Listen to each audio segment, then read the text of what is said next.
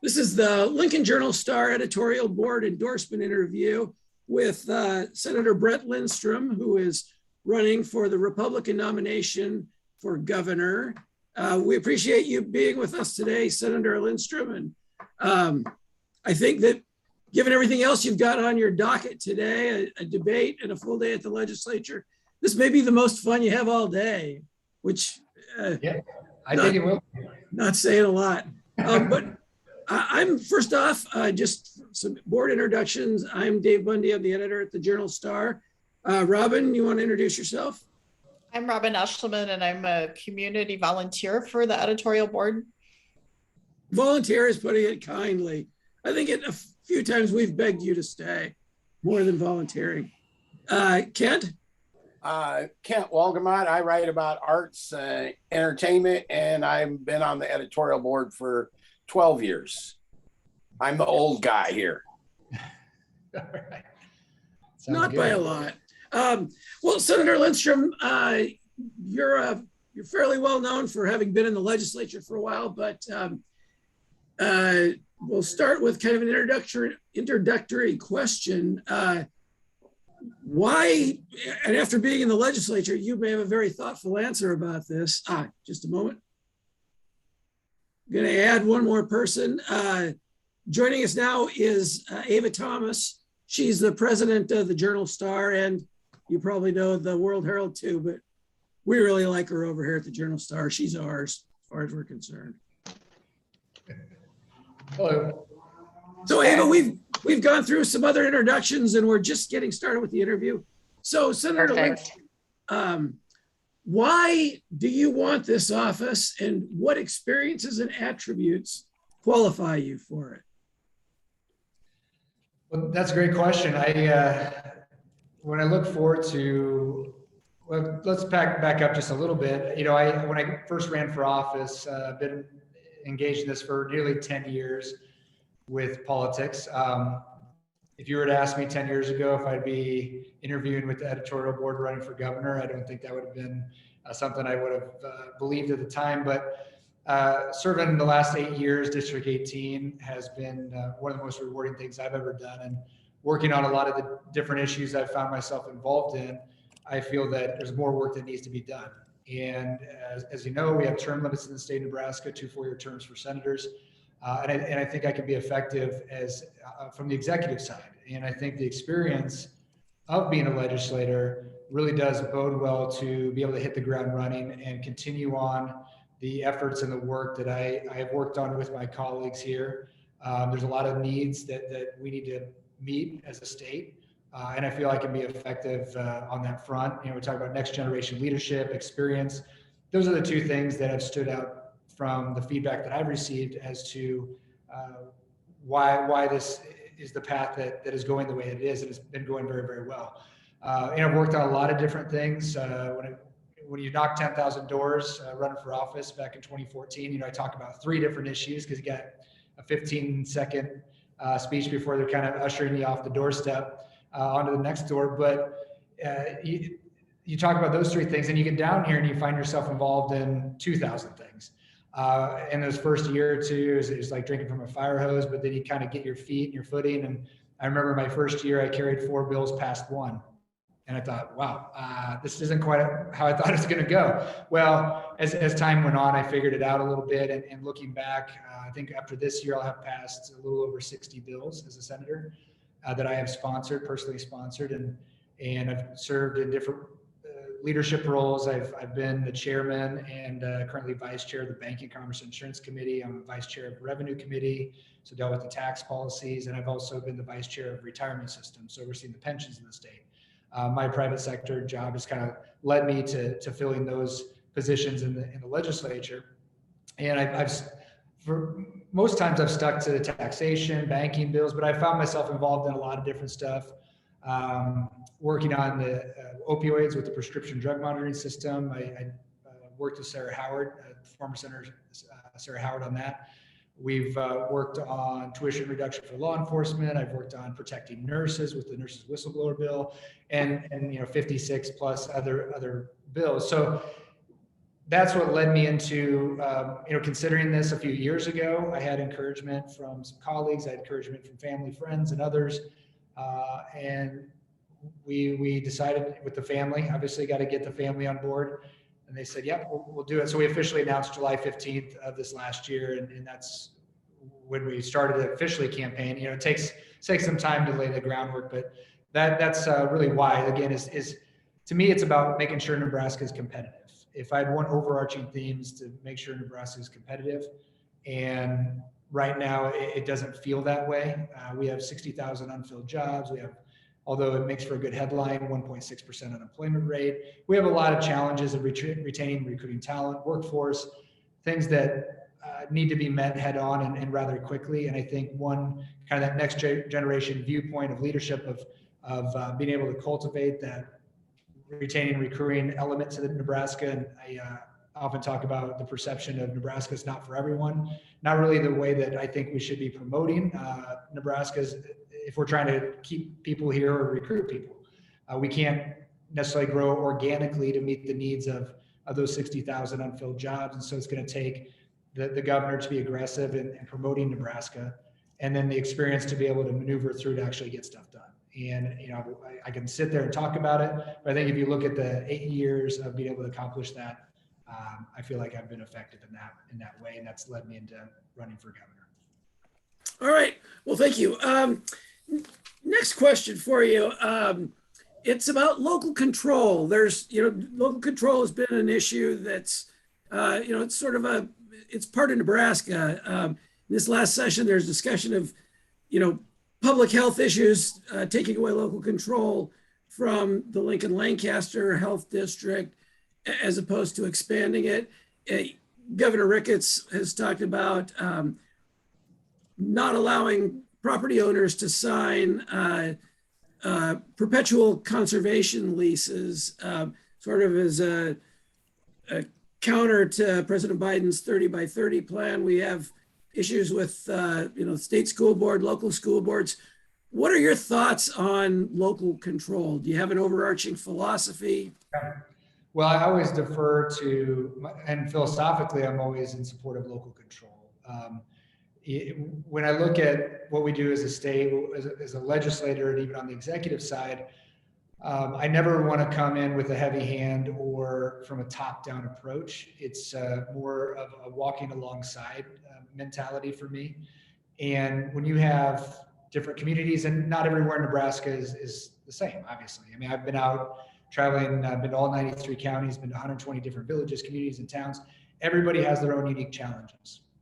They have new challenges in rural broadband, in workforce housing, in childcare, in a number of things, and education being one of them.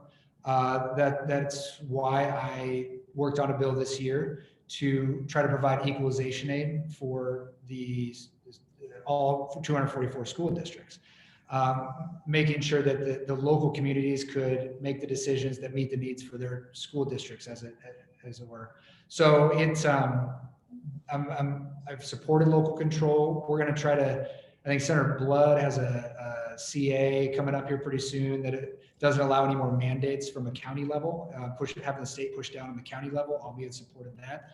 I think at the state side, we've maybe mandated a little too much from the top down approach. And so my philosophical belief is from the bottom up, but not even necessarily from the government standpoint. It's more about individual rights, individual liberties, freedoms, to be able to make those decisions. And the closer you are to those elected officials when it comes to your county officials, your school board officials, all of those, the better it is, I think, for the outcome for, again, the individual. If you're closer to that relationship, being able to influence the election process, if you don't like something or if you do like something. So philosophically, I'm very much in support of local control versus a top-down approach. All right, thank you. You've had a front row seat for several years to the corrections situation in our state. What are your priorities? What would your priorities be as a governor in terms of addressing the corrections crisis that we have? Yeah, well, it's been going on for a long time, far before, or long before I was even a senator, and we're actually debating that we're in the thick of it right now, having those discussions. When the discussion comes up on building a new prison, my answer to that is always, I don't want to say no, but not now.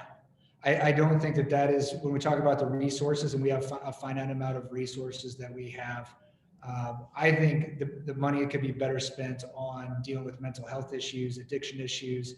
I think there's a firm line in there for me with violent criminals or violent offenders, and on one side of the line there. The other side would be folks who have gotten into trouble as it pertains to addiction issues and drugs. I think all of us and most Nebraskans have dealt with or have a family member or somebody that they're closely related to that has had struggles with addiction, whether it's drugs or alcohol or whatever it might be. And probably most of us have relationships that folks that deal with mental health issues.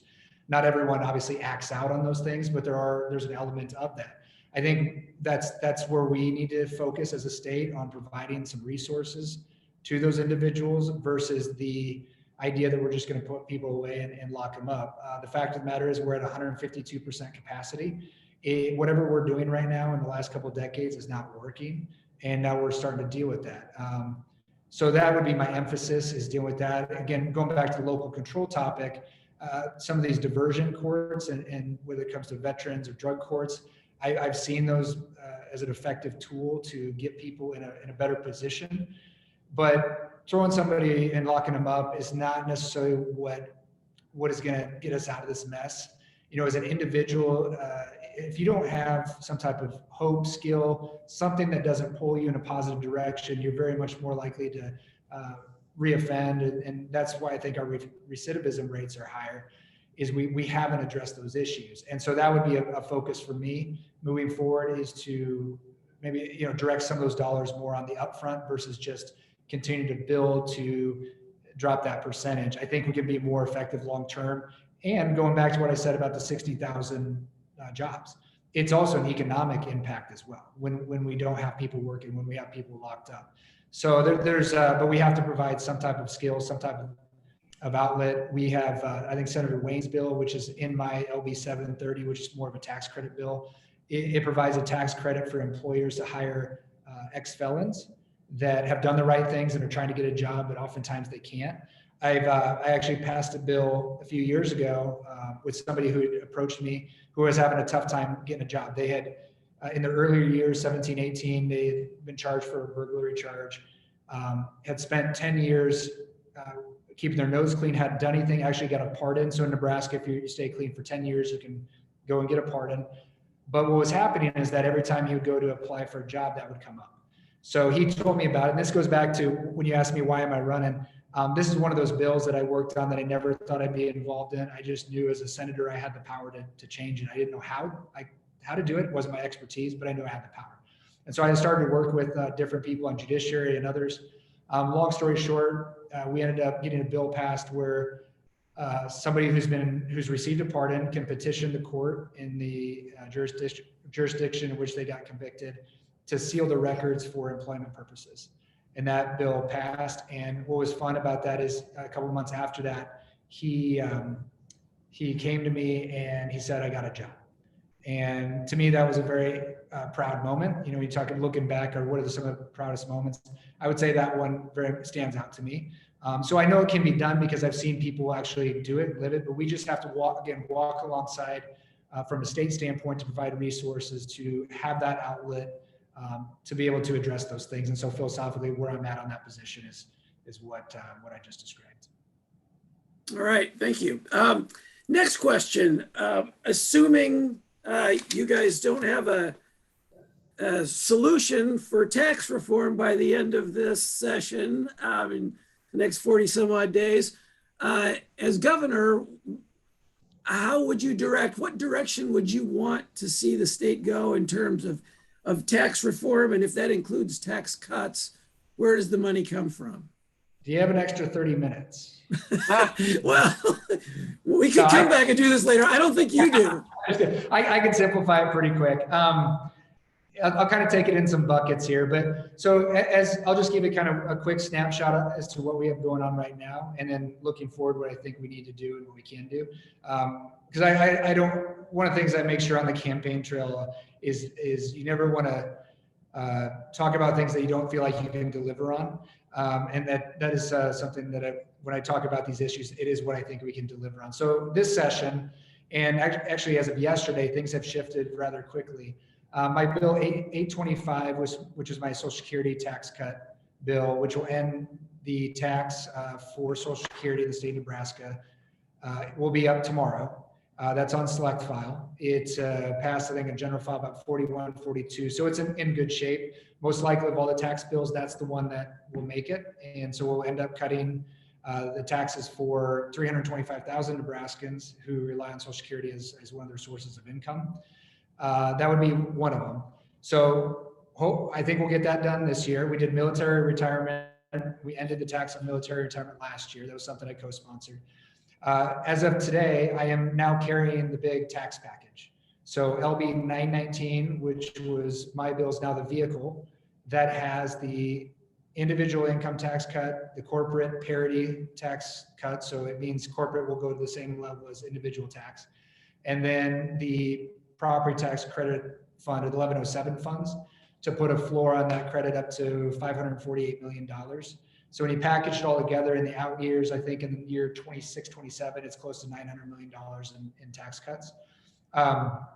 Then that includes the Social Security would be a part of that, 860, 870 million.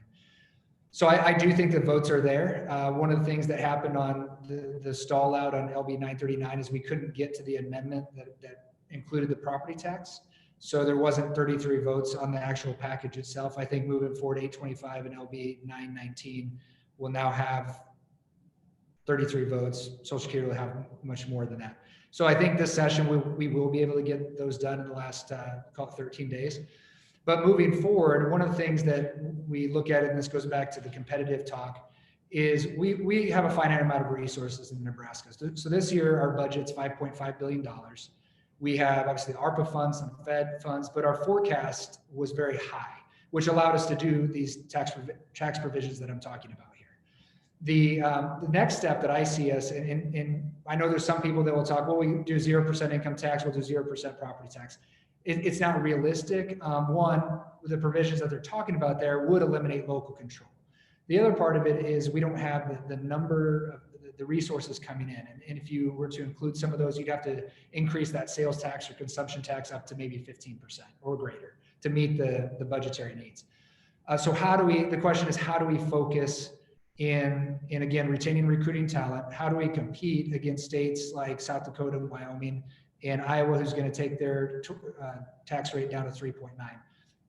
What we're trying to do, and what my administration will be focused on, is tackling that demographic of 18 to 35-year-olds in trying to address or get as close as we can to a 0% income tax rate for a single filer of 50,000 and a joint filer of 100,000.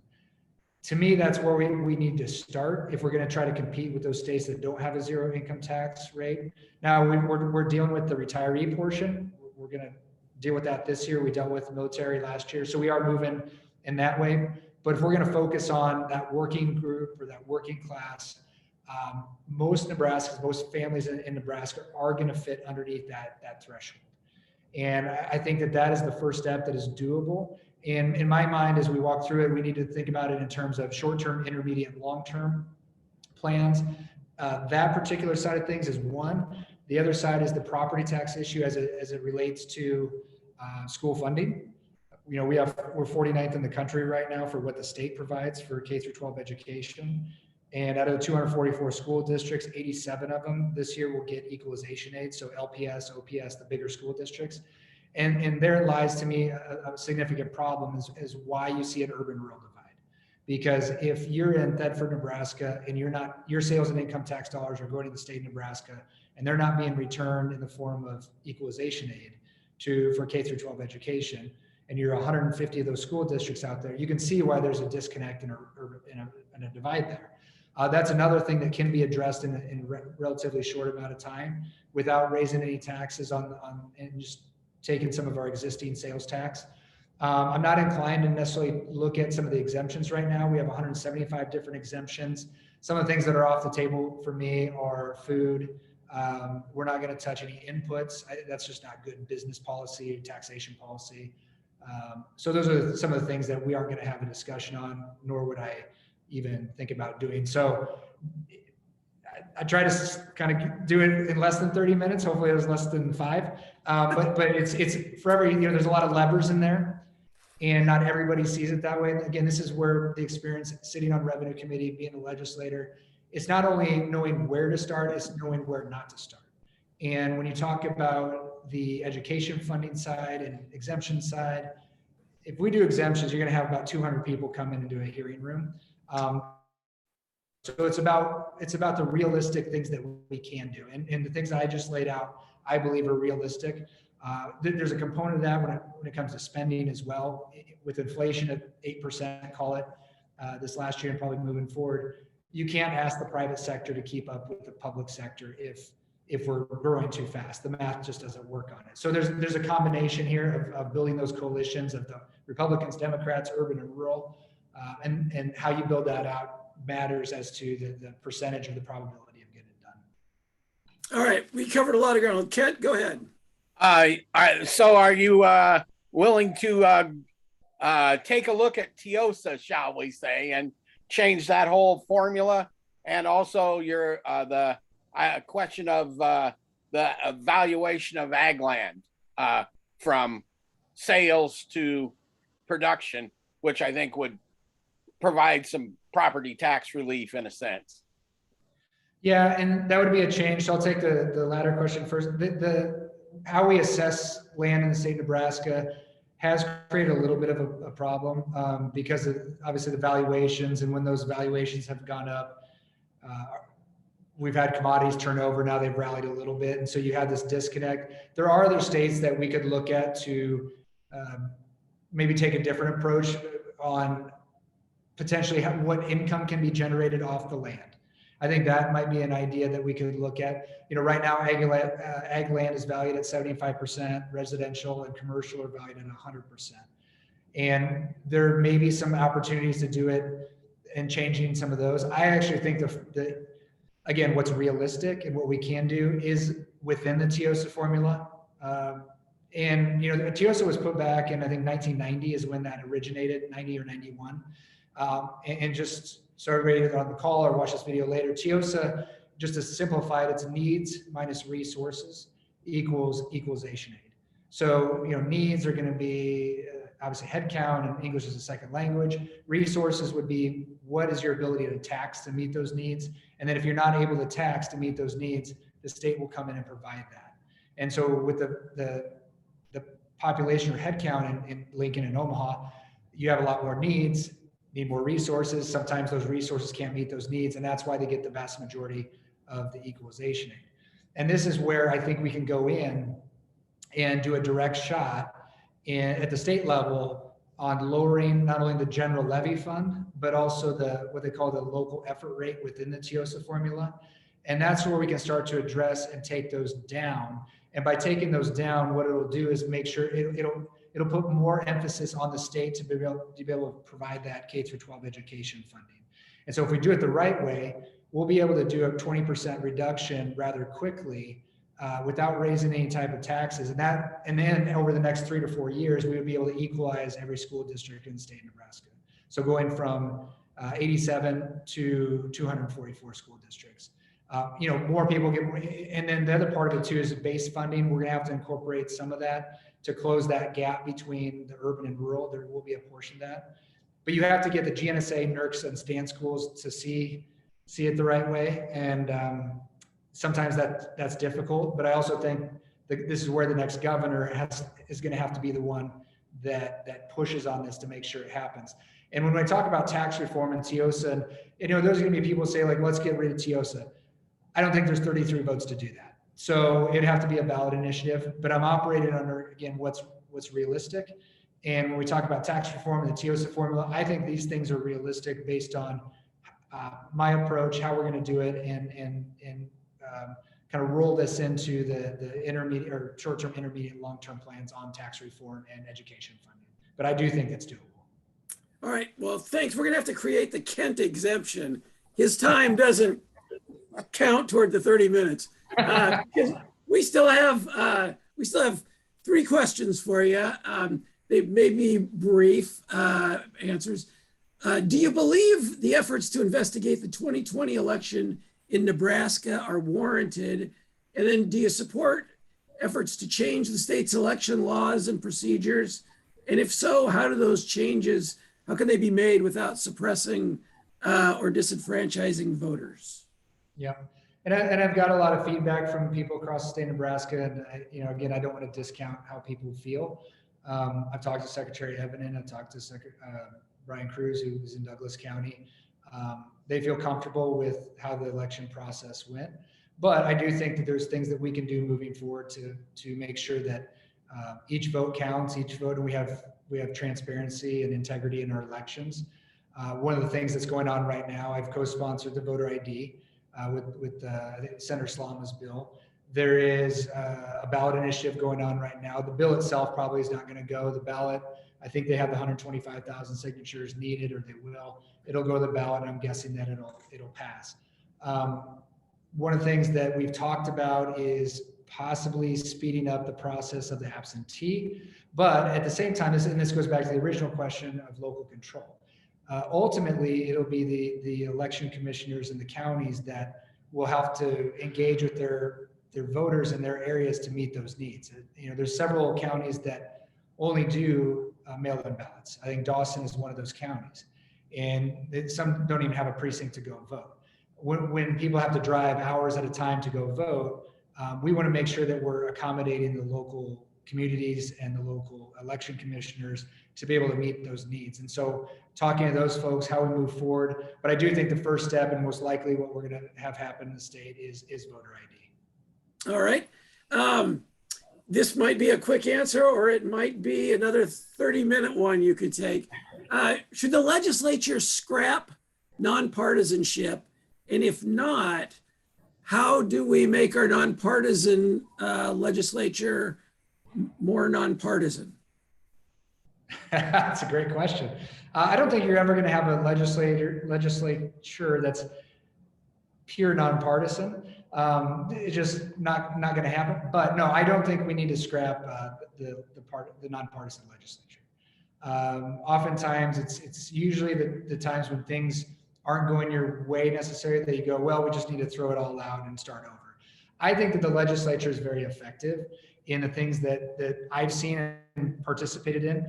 We are the most efficient legislature in the country. I can come in with a bill, an idea, literally on a napkin, give it to a bill drafter to draft it up into bill form, introduce the bill in the first 10 days, and if I have an E-clause on it, I can have it in law probably by February or March. That just doesn't happen in other states. I feel very fortunate to be a state senator, because ultimately I answer to my constituents. In Nebraska, the speaker has a little power, not as much power as they have in other states. Even the chairmen and women don't have as much power as they do in other states. We can have poll motions. We can do a lot of different things. So we have 49 free agents that are representing the 40,000 members of their communities. And I would not support changing what we've done for decades, because I feel like it's been working as a state. And I've been through it. I've worked in that environment, and you have to build coalitions. If you want to go through a straight line party in the legislature, we have 32 Republicans, we have 17 Democrats, all elected by their constituents, all there for the right reasons. You might disagree with their reasons, but they didn't knock 10,000 doors to represent their people with reasons that they didn't believe in. And so I always look at it as, if I can't get along with somebody in the legislature, that's a me problem, not a them problem. And so understanding where they're coming from, the ideas that they want, I might not agree with 95% of them, 98%, but I guarantee you there's one. And I've found that oftentimes that one, I've worked with almost every legislator down here, no matter what their political affiliation or where they live in the state of Nebraska, to accomplish a goal. And when as a governor, you're representing 1.9, almost 2 million people now. And to be able to do the things that I just laid out, you're going to have to build coalitions with people that sometimes may disagree with you. And to me, again, that goes back into the experience of being able to hit the ground running. to make those necessary changes in Nebraska to be competitive. But I like the system that we're in. I think the system that we have is effective, and something that I feel very, very comfortable operating in and being able to get stuff done moving forward into the administration in 2023. All right. Well, for this to work, I have to ask the last question. So, does anybody else have a question before the last question? Kent does. No, it better not be water, Kent. Oh, Yes, Ava, you're going to be sorry. We're going to be here till Tuesday. Yes, but it's going to be water.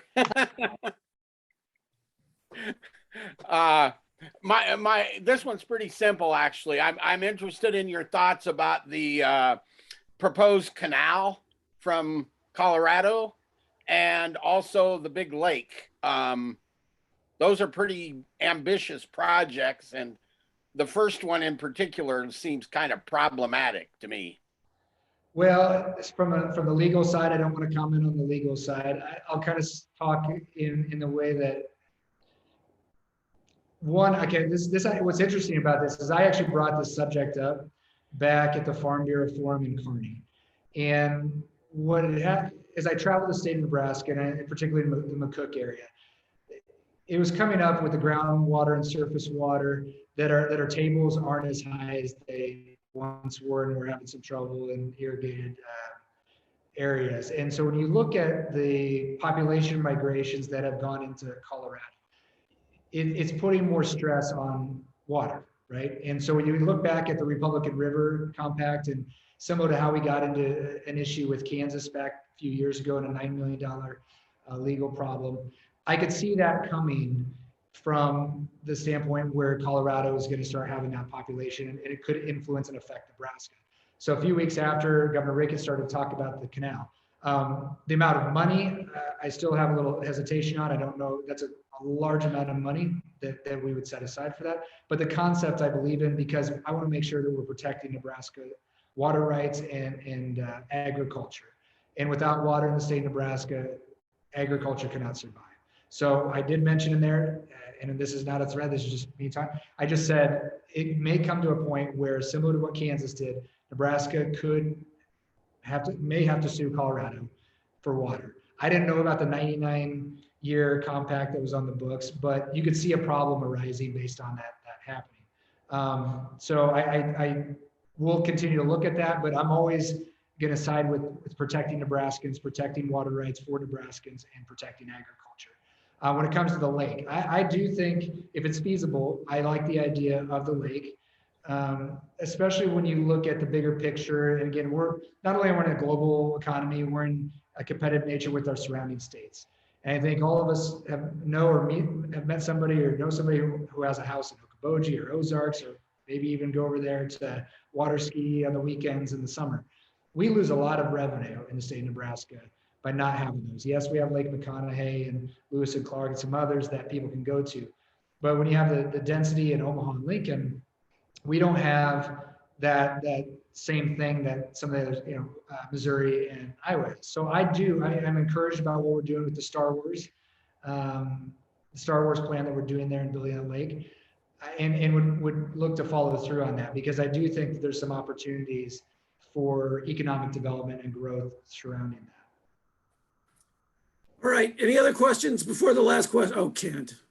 Yeah, this one's really simple. Do you believe that Joe Biden's the duly elected president of the United States? Well, Joe Biden woke up in the White House this morning. The World Herald asked us about that a couple of days ago. And so, yes, Joe Biden is the president of the United States. I could have told you that one, Kent. I saw the story today, too. Oh, that would okay. Oh, So the last question for you, Senator Lindstrom. What have we not asked you about that you would like to comment on, or amplify something that you've said, or a great answer to a question we already asked that just popped into your head? Is there anything else that we ought to know about you? Well, from a biography standpoint, Nebraska born and raised, to have the opportunity to run for governor is a pretty humbling experience, to say the least. Spending time with the program down here in Lincoln and growing up here, I mean, it's to be able to even talk about these things is pretty amazing. But I wouldn't be running for this job if, one, I didn't believe in the issues that we're facing and believing in the future of the state. Not only for the families across the state. I have 3 young kids. I have a daughter who's 10 and a son who's 8 and a daughter who's 5. And I'm in this race to make sure they have the opportunities that I had and that a lot of Nebraska families have had. And so my fear is that if we don't do the right things, we're going to be talking about the same problems 10 to 15 years from now. And I think with the ability to execute on things that I've been talking about, to be able to actually deliver solutions to these problems and hit the ground running is vitally important to the state of Nebraska and how we retain and recruit talent. And we touched on just a few things, but rural broadband, investment in roads, childcare amenities, all these things as we look at growing Nebraska are so vitally important. And the next governor is going to have, maybe of all the governors in the past several decades, with the things that we're talking about with ARPA funds and the tax packages that we have coming, the next governor really will set the stage for where Nebraska goes and the trajectory that it goes over the next 15 to 20 years. Even speaking of the lake, some of those things, all those things, we didn't get here overnight. It's been death by 1,000 cuts.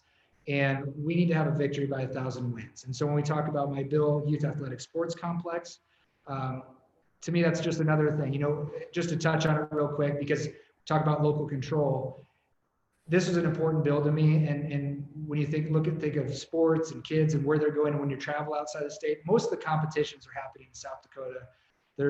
Baseball tournaments played in Council Bluffs, Nebraska baseball tournament, Des Moines and Kansas City and other places. We don't have a regional sports complex. And when you think about introducing younger families to Nebraska and you have people coming here and spending money here, what is going to draw them to the state of Nebraska? Well, this is just one of those things that I think is a success story and something I worked on for 3 years. It was my priority bill last year and got it done. When you write these bills, you go, well, I think it'll work. And I think, hopefully it works, but this is actually, it's working. And what it does is it allows local sales tax dollars, if the community so chooses, to reinvest into a youth athletic sports complex in the community. So Kearney is doing a $34 million project, and $17 million is coming from the LB 39 bill I passed of utilizing the local dollars to go back in. Grand Island is going to be doing one. I think Lincoln might be looking at one. Valley is going to be doing a $55 million project. And these are the things, when I say death by 1,000 cuts, these are the victories that we need to really turn the tide and get us in a position to make us competitive. And so the overarching theme here and what my campaign's about is being positive. We're not going to run negative ads. I refuse to do that. I told my staff we're not doing that. We're going to talk about what we can be, not what we can't be. And not a lot of people know who state senators are, which lends itself to an opportunity to brand a certain way. And so if I'm able to brand that message of saying this optimism, hope, we're going to come in with a strong agenda and make sure Nebraska is competitive. It doesn't help if I'm tearing people down along the way to accomplish that goal. And it certainly doesn't help me to talk about these agenda items going in if I'm trying to build coalitions with people that may differ from me, if I'm always talking negatively about things. So there's also, there's a campaign side, but there's also the side and the agenda side and the policy side. And just know from where I'm coming from, we're going to be talking from a positive standpoint and an optimistic standpoint, and you will not see any of that stuff from me on TV or otherwise. And I refuse to engage in that. So I look forward to the last 47 days. We're going to keep going hard. I think we're in a really good position to win on May 10th, and we'll be out working hard. All right. Well, thank you, Senator. I do hope this was one of the more pleasant things that you dealt with today. And it is. It beats the filibuster, that's for sure. Yeah, I do hope you get some rest at the end of all this. But thanks a lot. We will end our recording and sign off. Thank you very much, Senator. We appreciate your time. Thank you. Thanks for taking the time. All right. Bye-bye.